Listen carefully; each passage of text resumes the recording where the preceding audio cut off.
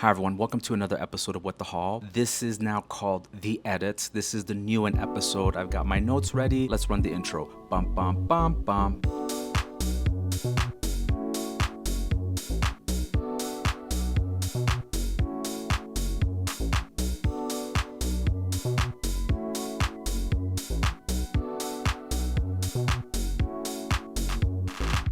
Allow me to reintroduce myself. My name is Mohammed. This is What the Haul. I've been uploading these episodes going on. This is now the third year. I think I might be doing these bi-monthly, if not quarterly. I'm spitting that hot fire when I get on here. We now have a Shop My page. You can go to that website and see all the various things that I've recommended throughout. All the links to everything that I mentioned in this video are going to be in the description box. I have made a point of making sure that my links are ones that are shoppable for Canadians.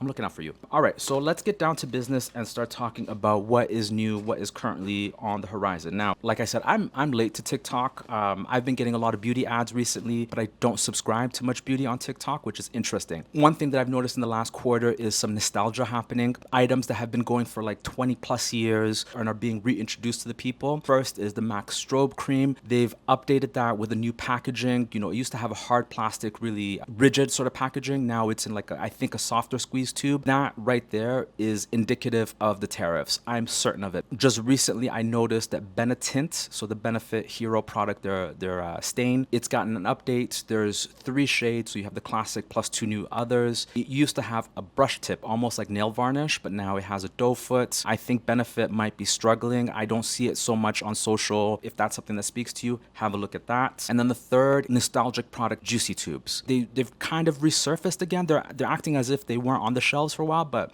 if you remember Juicy Tubes, that launched around the Y2K era. You know, they picked these faces from that Y2K pre-2010 era. Gabby Union, Kelly Rowland. The first one I saw was Hilary Duff. Love Hilary Duff. Sidebar, Hilary with Love. Great song, fantastic fragrance. They need to bring that back. One Tree Hill, you know that guy? Christina Milian, this is the best sort of advert to speak to the people's nostalgia. If you're my age, you went to the cinema to watch Bring It On. If you are a younger millennial, you probably were watching Lizzie McGuire on linear TV. Just want to flag that up. Continuing with the makeup category. The Chantecaille Future Skin foundation. So Chantecaille, it's French-ish. Recently, they got acquired by Beiersdorf, so that is Nivea Eucerin, La Prairie, Juvena. Previously, they updated the Just Skin, which is their tinted moisturizer. I've had a bad experience with that one. They didn't have colors deep enough for me. Future Skin, though, is phenomenal. It's kind of the same sort of feeling as a MAC, again, Face and Body. And as a reference, in the classic Face and Body, I was C6,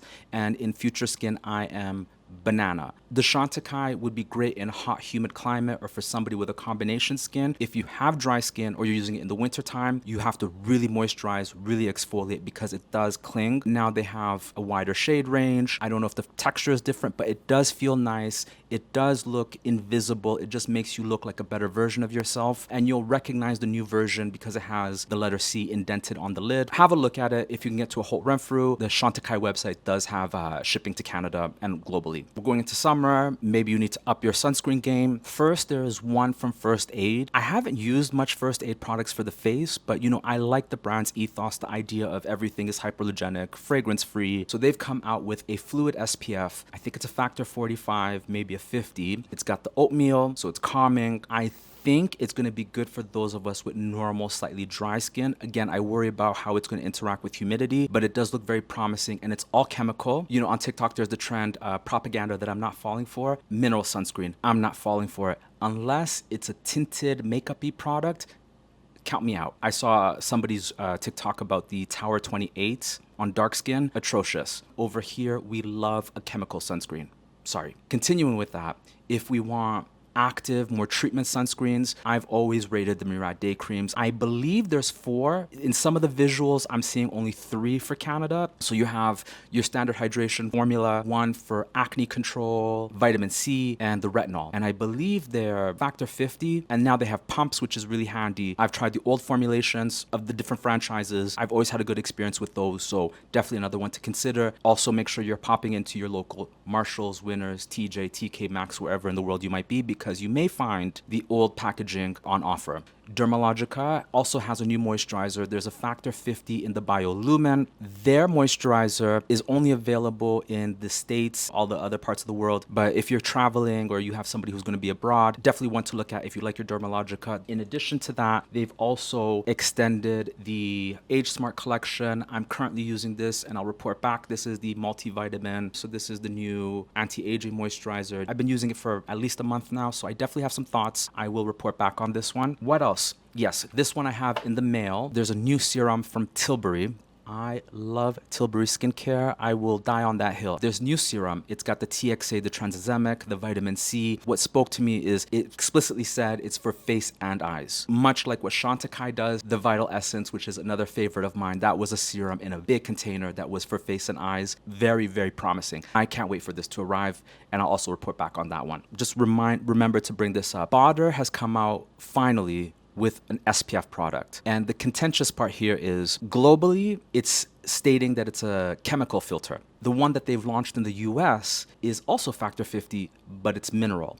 When I did my Googles, I came across one page. I'll put up the image, but that was a gentleman and he had a bad experience with that mineral SPF. I'm on the fence about that one. If I find myself abroad or if somebody wants to send me one, I'm happy to use the EU, the global version. That's the chemical filter for the Pore people. We've been waiting for a day product with the SPF and it's here. Very exciting. Next up, Shiseido has newness. They've also come out with a new serum. They've recently updated. I don't know which iteration this is, but this is at least 15 years. They've been selling this serum. Shiseido's answer to double serum, night repair, Genifique. Regardless of what concerns you have, this is the all-purpose serum for everybody. Much like the Murad, if you find yourself in one of those discount retailers, you may find the old packaging or the old version discounted. Definitely try the new one. Let me know if you have. I'd like to hear what people think about that serum. In addition to that, they used to have the White Lucent collection. Rather than having an entire franchise of brightening, what they've done is they've taken their signature anti-aging and slotted in the brightening in that category. So you have a new serum and a new gel cream. Both feel very nice, rich in vitamin C, a good assortment of products. Ooh, okay, we're getting there. From Chanel, they're coming out with the Blue Balm. It's the sort of Nivea cream, but with the Chanel Blue scent. You know, that's not the nicest way to describe it. In the copy, it's saying it's for face, hair, hands, body. One size fits all purpose. Especially with Father's Day coming up, if you have a brother, husband, boyfriend, whoever in your life. BLEU de Chanel is one of those blockbuster fragrances. I think we're gonna see it for the next 50 years. You know, like Acqua di Gio, Le Male. And I didn't understand the idea of using this sort of product in hair until one of the people I follow on TikTok, he's French, Algerian, I think, and he uses Nivea cream in his hair. And then the last thing that I want to close out with, there is the new Gucci perfume in the black container. Name escapes me right now. It's Chanel Coco Black meets the original Tom Ford Gucci, the one that came in the brick. Took those two fragrances, married them. This is the baby. It is more feminine. I put it on my skin. It smelled fantastic on me. I couldn't stop smelling myself. It's very Arabi. You know, if you like that sort of oudi, sexier sort of fragrances, it's really one to look out for. So that is the roundup of newness for this quarter. Do all the things, click all the buttons. Make sure you subscribe if you made it this far. Thank you for listening. Thank me for speaking, and I will catch you in the next one. Adios.